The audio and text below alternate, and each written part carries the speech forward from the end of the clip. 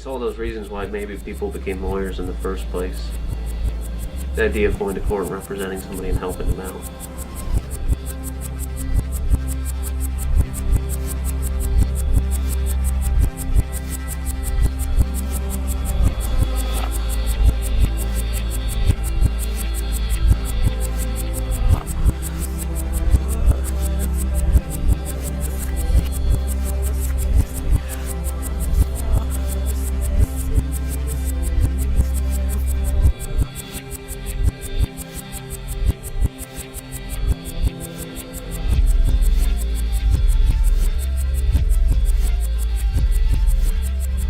I think that people think that it's being handled somewhere else, that someone else is taking care of it, and they don't understand that people are just falling into this huge justice gap.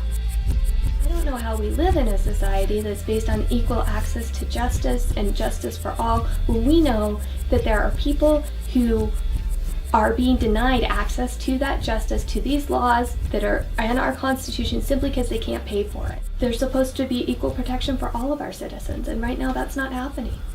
Each year, we have to turn away about 600 families with critical legal needs.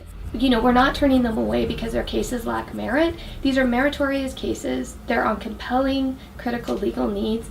They're people who are seeking safety from abuse, to protect their children. They're seeking to prevent homelessness. They can't access the medical care that they need. And there are laws out there that could protect them. And we have to turn them away because we don't have the resources to serve them.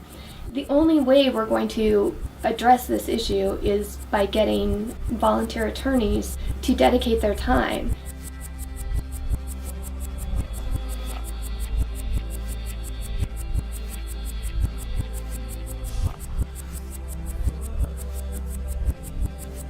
People seeking asylum when they're in immigration court, if they're unrepresented, they get denied 87% of the time. They're nervous before they go before a court or before the asylum officer. Having somebody there to speak for them or explain the law to them, something they deeply appreciate. Make a huge difference in those people's lives. The difference between getting to stay in a free country or having to go back to some place that they fled because they were being persecuted or tortured. I felt like, okay, I'd be helping like this kind of finite group of people over there who were victims of domestic violence, and the longer I've been in this work, the more I see that this affects everybody. This is a societal issue. This isn't just about helping those people. It's something that affects us all. It affects my family. It affects my children.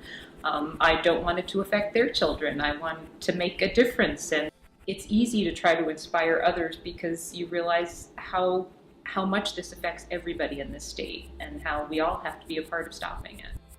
I think most of the cases where people need legal services are family law cases, often involving child custody matters. Many times lawyers are afraid of taking on those cases because they don't have experience with them.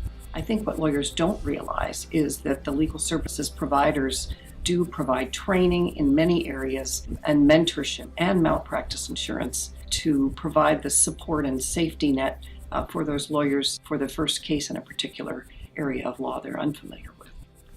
I definitely do not believe that you should limit yourself to your area of practice in pro bono.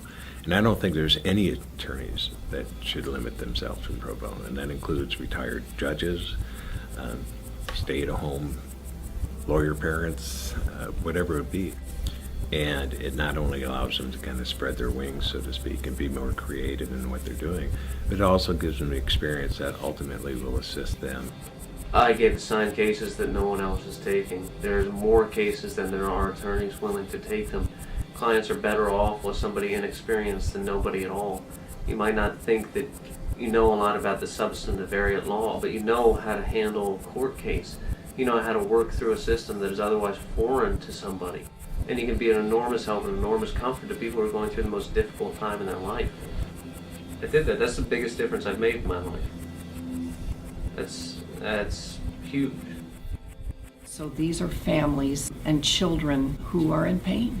And to be able to use the training that you have to help relieve that pain is a tremendous gift, actually. It may not be monetary benefit, but there's a tremendous benefit to it. I think that spirit of volunteerism and of service is really deeply ingrained in our legal profession, but not everyone in the community recognizes that, and it's a way for the community to understand that we as lawyers want to give back to the community.